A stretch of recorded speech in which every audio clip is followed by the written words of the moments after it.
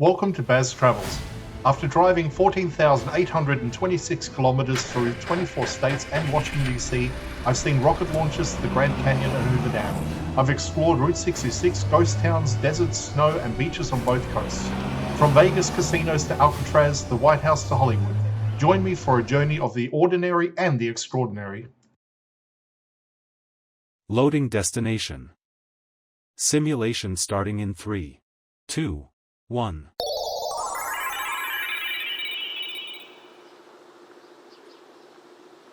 To look around, move your phone or tablet. Click and drag if on a computer or move your head if using a VR headset. Please like and subscribe. Carnahan Memorial Garden sits near the Missouri state capitol in a space that feels intentionally restrained, not grand. Rather than dominating the landscape with height or scale, the garden creates a contained environment designed for reflection within the larger political center of Jefferson City. The garden honors Mel Carnahan, who served as Missouri governor from 1993 until his death in 2000. Carnahan was killed in a plane crash while campaigning for the United States Senate, a moment that deeply affected the state and altered its political landscape. The memorial was created to recognize both his leadership and the sudden loss that marked the end of his public career. Instead of expressing that legacy through monumental sculpture, the design relies on landscape and proportion to establish tone. Pathways, plantings, and carefully arranged elements guide movement without forcing attention towards a single dominating focal point. The scale remains human, allowing visitors to experience the space quietly rather than ceremonially.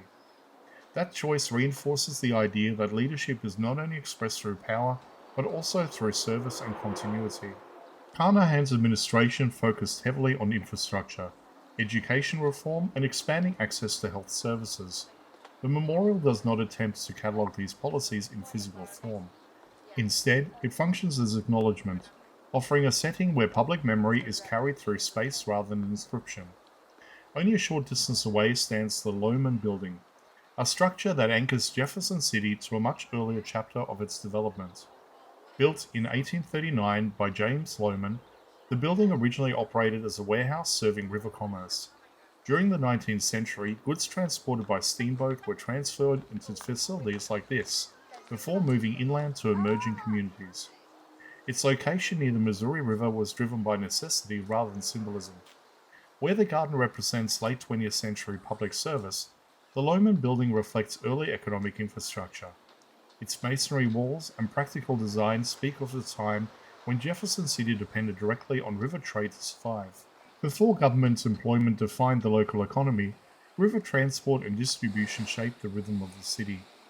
Today, the Lohman building functions as a museum space, preserving artifacts connected to Missouri's past while maintaining its historic form.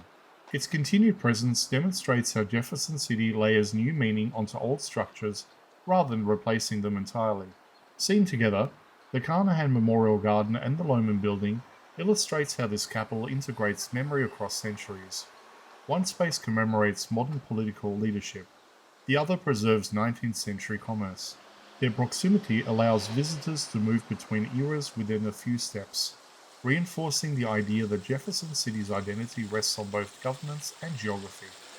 In this section of the Capital District, history is not isolated to one period, it accumulates. A former warehouse that once handled freight now safeguards artifacts, while a landscape garden honors a governor whose influence remains within living memory. The pairing creates continuity rather than contrast, showing how Jefferson City carried forward its layered past without losing connection to it.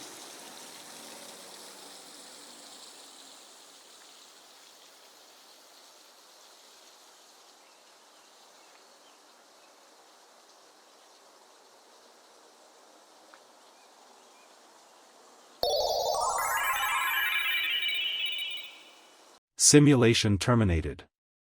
Please comment, like and subscribe.